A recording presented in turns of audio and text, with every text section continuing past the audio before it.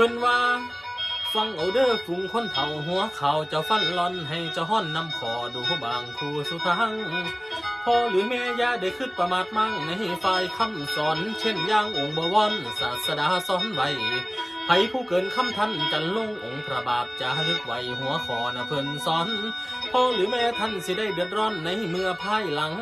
อานิจังของคนหอนลือสินี้ผลว่าตาวนเวียนเกี่ยวสิเที่ยวทางบ่มุมฟังอานิจังไผกันนี้บ่มุมคนเฒ่าเพิ่นแก่ตายไอ้และน้องสิทนอยู่ซ่อนร้อนคงเสมอเหมือนกันวันทอนนอนคอยอายุค่อยไปหนามาคือใบไม้ล่วงค่อยแต่กูแต่ล่วงบ่มีบันดอกแก่นสาร